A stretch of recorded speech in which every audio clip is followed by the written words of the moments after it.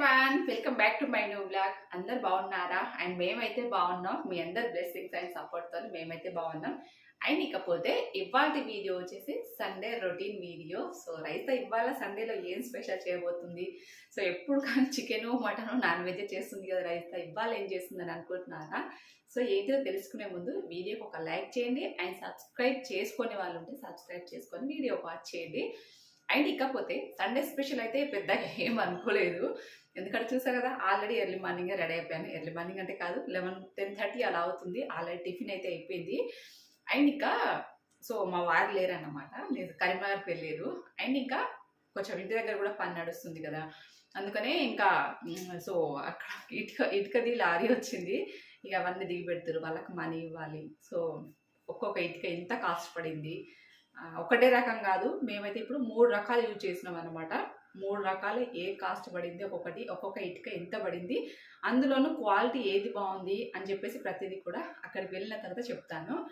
And ఇకపోతే ఈ పనంత వంట అంతా అయిపోయి పిల్లలకి పెట్టిన తర్వాత నేను ఇంకా సండే స్పెషల్గా అయితే నేను ఇవాళ సింపుల్గా ఒక ప్రాసెస్, అంటే చాలా బాగుంటుంది టేస్ట్. సో కొబ్బరి అన్నం చేద్దాం అనుకుంటున్నాను. కొబ్బరి అన్నం విత్ ఎగ్ కర్రీ.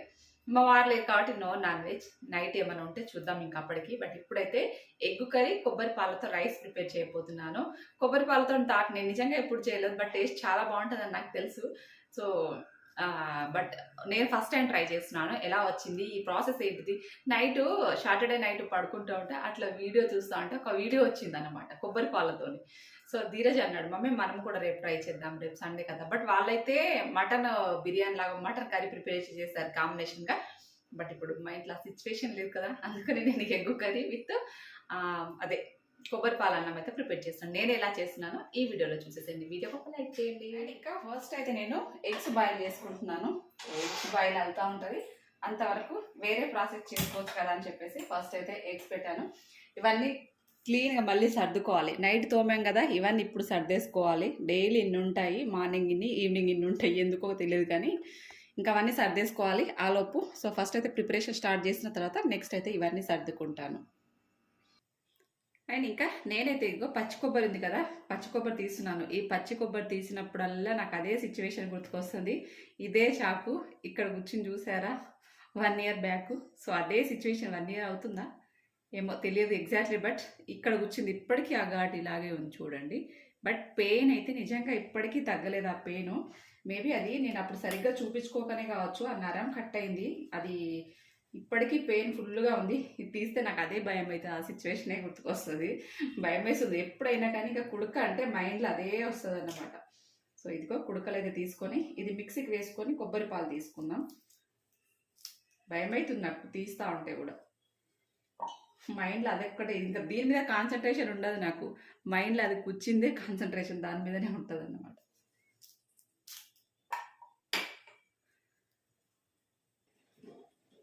అండ్ ఇదిగోండి ఫస్ట్ అయితే దీన్ని చిన్న చిన్న పీసెస్గా కట్ చేసుకుందాం. ఫైనల్గా ఇట్లా వచ్చింది, భయపడి తీసే వరకు.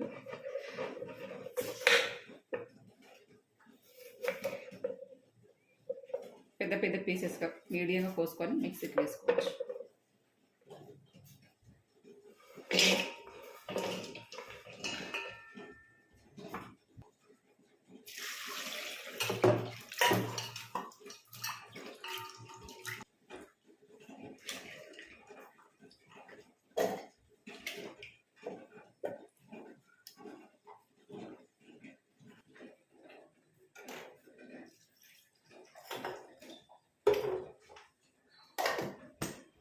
అండ్ ఫ్రెండ్స్ ఇలా మొత్తం మిక్సీకి వేసుకున్న తర్వాత ఇలా అయితే వడకట్టుకోవాలండి. ఏదైనా క్లాత్లో వేసుకొని కూడా వడకట్టుకోవచ్చు. బట్ నా దగ్గర ఇలా జాలి ఉంది కాబట్టి నేను ఇలా స్ట్రెయిన్ చేసుకుంటున్నాను. సో చూస్తున్నారు కదా, ఇదేనండి కొబ్బరి పాలు. నేనైతే నిజంగా ఫస్ట్ టైం ట్రై చేస్తున్నాను, బట్ ఎట్లా కుదిరింది అనేది మీరు కూడా ట్రై చేసిన తర్వాత మీకే తెలుస్తుంది. సో రెండోసారి కూడా వేసుకొని మిక్సీకి వేసుకున్న తర్వాత నేనైతే ఇక్కడ కొబ్బరి పాలు అయితే రెడీ చేసుకున్నాను. సో బియ్యం కడుక్కున్న తర్వాత సేమ్ అండి రైస్ ఎలా వండుకుంటామో యాజ్ ఇట్ ఈస్గా అలాగనే. సో ఒక గ్లాస్ రైస్కి ఇంకా 2 గ్లాసులు వాటర్ ఇలా పోసుకుంటాము. మనకు పాలు ఎన్ని గ్లాసులు అయితే అన్ని గ్లాసులు పోసుకున్న తర్వాత ఇంకా సరిపోకుండా వాటర్ యాడ్ చేసుకోవాలి. Simple process. బట్ ఎప్పుడు రెగ్యులర్‌గా అలాగే రొటీన్‌గా కాకుండా అప్పుడప్పుడు ఇలా ట్రై చేస్తా ఉండాలన్నమాట కొత్త కొత్త వాటికి. సో, ఎందుకంటే రానిది నేర్చుకోవాలి. సో, ఎప్పుడు రొటీన్‌గా ఏం తింటాను చెప్పండి. అందుకని రాకున్నా గూడా నేర్చుకొని చేయాలి. పిల్లల కోసం, మన కోసం డిఫరెంట్‌గా చేయాలనుకున్నప్పుడు ఇలాంటి కొంచెం లేట్ అయినా, కొంచెం రిస్కీగా ఉన్నా కానీ వాళ్ళ కోసం ట్రై చేస్తా ఉంటే వాళ్ళు కూడా హ్యాపీగా అయితారు. ఇంకా వెరైటీగా చేసినందుకు మనకు కూడా హ్యాపీగా అనిపిస్తుంది కదా! మొత్తానికైతే ఇది. ఇంకా నేను కొంచెం ఒక గ్లాస్ వాటర్ యాడ్ చేసుకున్నాను. సో, ఎందుకంటే నాకు కొబ్బరి పాలు సరిపోలేదు. ఇంకా అందులో సేమ్ ఇంకా రైస్‌లోకి సరిపడా ఇంకా సాల్ట్ యాడ్ చేసుకోవాలి. అలాగే 2, 3 యాలకులు, దాల్చిన చెక్క అండ్ లవంగాలు కొంచెం ఫ్లేవర్ కోసం బావుంటది. ప్లెయిన్ రైస్ కంటే ఇలా ఫ్లేవర్‌గా కొంచెం టేస్టీగా బావుంటదని చెప్పేసి ఇంకా ఇలా ఇవన్నీ ఏసుకున్న తర్వాత ఒక్కసారి అంతా బాగా కలిపేసుకొని ఇంకేముంది రైస్ వండుకోవడమే. చాలా సింపుల్ కదా! అండ్ చూసారు కదండీ! ఫైనల్ అయితే కుక్కర్‌లో పెట్టేసాను. మీరు సేమ్ ప్రాసెస్‌లో కూడా స్టవ్ పైన కూడా చేసుకోవచ్చు. ఇంకా నాకు అదంతా హడావిడి కుదరదని చెప్పేసి డైరెక్ట్‌గా అయితే అలా పెట్టేసాను ఇంకా. బట్ ఫస్ట్ టైమ్ చేస్తున్నాను. టేస్ట్ ఎలా వస్తదో నాకు కూడా ఎక్సైటింగ్‌గా ఉంది. ఆబ్వియస్లీ బావుంటదని తెలుసు. కొబ్బరి పాలు టేస్ట్ ఎవరికి బాగుండదో చెప్పండి, బావుంటది. సేమ్ ప్రాసెస్‌లో కొబ్బరి పాలతోని బిర్యానీ, రైస్ ఇయన్నీ చాలా రకాల ఐటెమ్స్ ప్రిపేర్ చేసుకోవచ్చు. బట్ నాకంత టైం ఎక్కడిది, మనం ఎప్పుడు ప్రిపేర్ చేసింది లేదు. ఎగ్స్ అయితే ఇదిగో బాయిల్ అయిపోయినాయి. నెక్స్ట్ అయితే ఎగ్ కర్రీ ప్రిపరేషన్. ఆ రైస్ అయ్యే వరకు ఎగ్ కర్రీ అయిపోతుంది. ఓకేనా?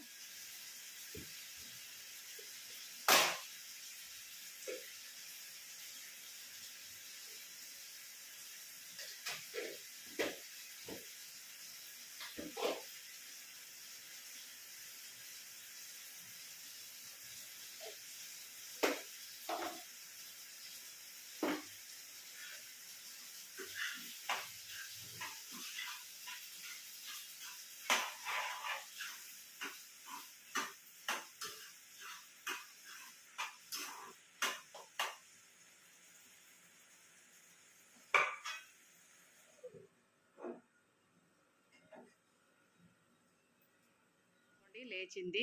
ఇంకా కొంచెం టిఫిన్ కూడా లేట్‌గానే లక్కీ. నేను వంట ప్రిపరేషన్ చేస్తున్నాను. లక్కీ కాపలా ధీరజ్ అన్నమాట. లేదంటే లక్కీ పరిగెడతా ఉంది కదా! ఇక్కడైతే కొంచెం కూర్చుంటదని ఇంకా ఇవన్నీ బట్టలు కూడా అడ్డం పెట్టినాం ఇట్లా. ఏం లక్కీ? లక్కమ్మా ఏం కావాలి? ఏం కావాలి? హ్మ్? ఒరబొట్టి కొబ్బరి పాలు రైస్ టేస్ట్ చేయడానికి రెడీ ఉన్నావా? అరే ఏమైందిరా? నచ్చిందిగా రాత్రి చేయమన్నావు కదా! అవునా? చెప్పలేడంట.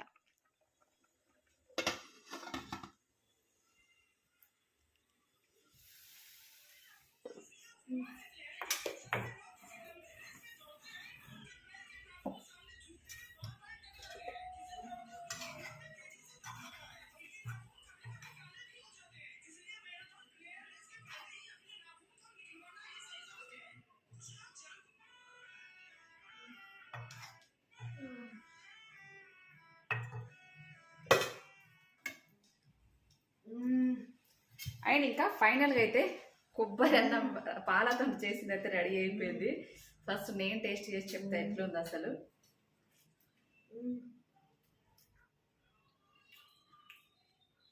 చాలా బాగుంది, డిఫరెంట్గా ఉంది, బాగుంది టేస్ట్. ఫస్ట్ టైం తింటున్నాను.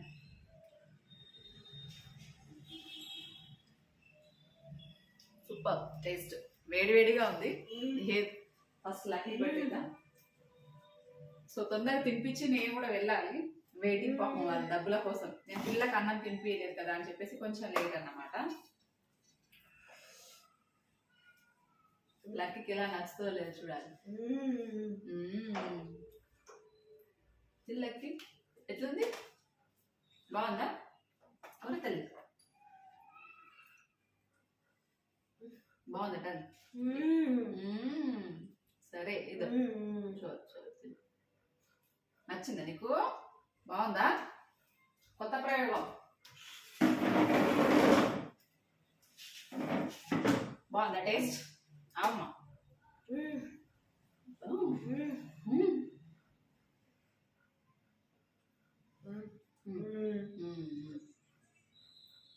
డిఫరెంట్గా ఉంది, బాగుంది, నాకైతే నచ్చింది. సో టేస్ట్ మీరు కూడా ఒకసారి ట్రై చేయండి, బాగుంటుంది. నాకు ఏదైనా కానీ లక్కీకి తినిపిస్తూ నాకు తినడం అలవాటు అన్నమాట. సో అదేందో అప్పటి నుంచి స్టార్టింగ్ నుంచి అలా అలవాటు అయిపోయింది. మళ్ళీ దాని తర్వాత నాకు తినబుద్ధి కాదు. అది తింటూ నేను తింటూ నాకు హ్యాపీగా అనిపిస్తుంది. ఇప్పుడు ధీరజ్ తింటుండు. ఇట్లుంది బేట.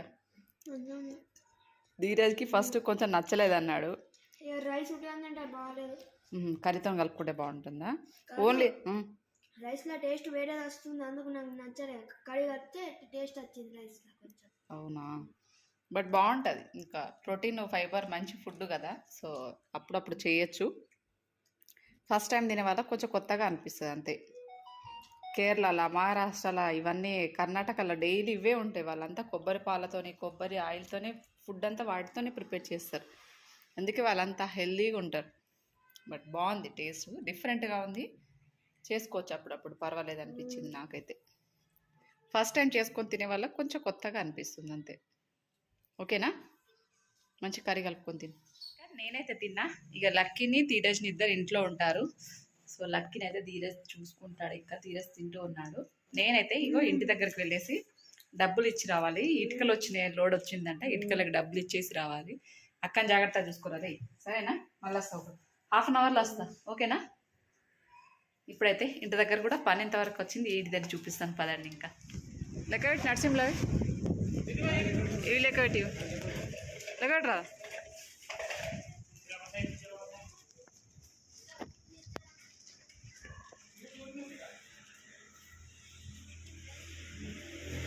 కదా, ఇది మంచిగా ఉందా అది మంచిగా ఉందా? ఇది మంచిగా ఉంటుందా? ఇది మహారాష్ట్ర ఇటుక, ఇదేమో కరీంనగర్ ఇటుక. ఇది 2 రకాల ఇటుకలు అంటే సేమ్, ఇక సైజ్ ఒకే సైజు ఉంటాయి.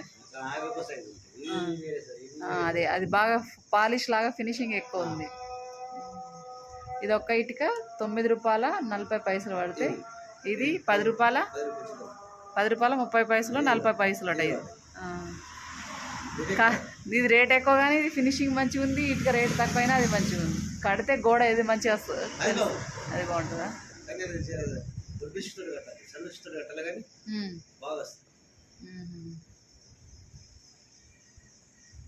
సరిపోతాయా మనకి ఇటుకలు? ఇంకా పడతాయా?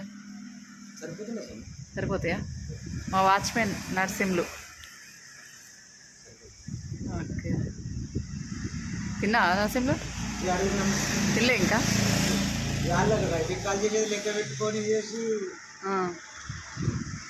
ఆయన ఒక్క ఆయన దించిండా? మంది ఉన్నారా? మంది పోయిర్రు. ఎట్లా పోయిరు మరి? అల్లంతా ఎట్లా పోయిరు? అల్లంతా బస్ పోయిరు. మొగోళ్ళేమో ట్రైన్ పోయిరు.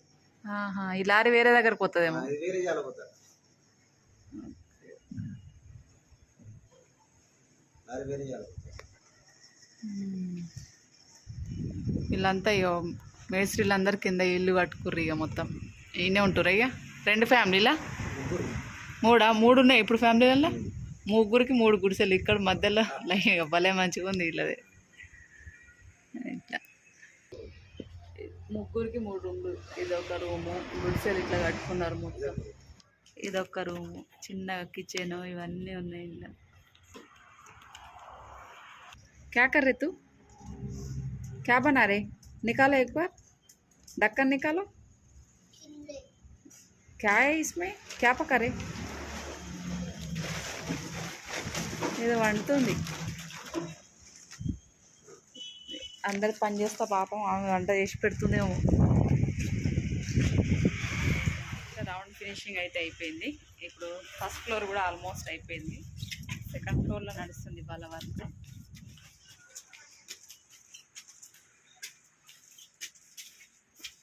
బాత్రూమ్ కోసం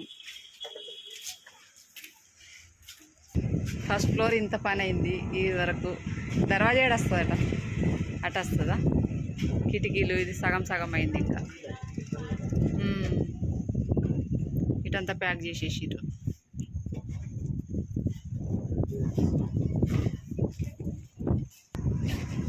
ఇది సెకండ్ ఫ్లోర్.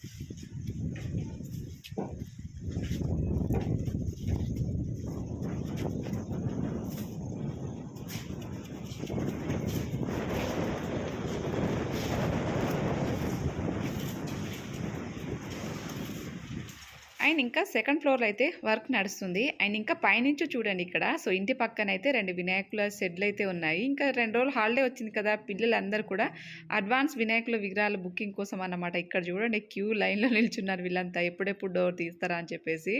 సో ఇంకా పైనుంచి చూస్తూ ఉంటే అలా క్యాప్చర్ చేయాలనిపించింది. సో ఎందుకంటే ఇంకా మగపిల్లలకి వినాయక చవితి వచ్చిందంటే ఇంకా ఎక్కలేని ఉత్సాహం వచ్చేస్తుంది.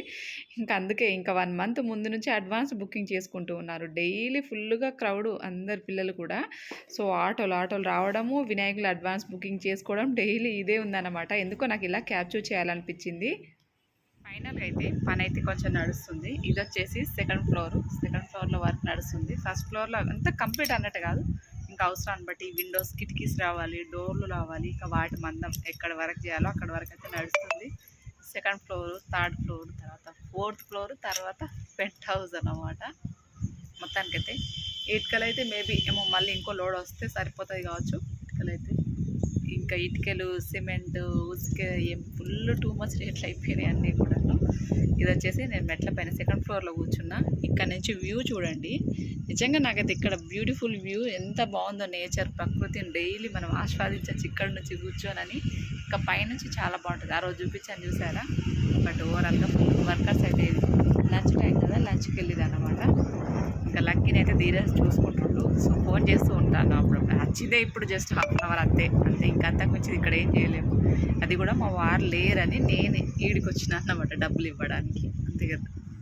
అండ్ ఇంకా ఓవరాల్గా అయితే బయట నుంచి చూస్తే వ్యూ అయితే ఇలా ఉంటుంది మొత్తం ఇల్లు అయితే. యాక్చువల్గా అయితే మాది ఫస్ట్ 100 గజాలే అండి అక్కడ ప్లేసు. అయిన తర్వాత ఇంకా 100 గజాలు స్టార్ట్ చేసిన తర్వాత ఇంకా బ్యాక్ సైడ్ ఉన్న వాళ్ళు కూడా అమ్ముతామంటే సర్లే ఇంకా 100 గజాలకు ఏం సరిపోతుందని చెప్పేసి ఇంకో 100 గజాలు తీసుకున్నాము.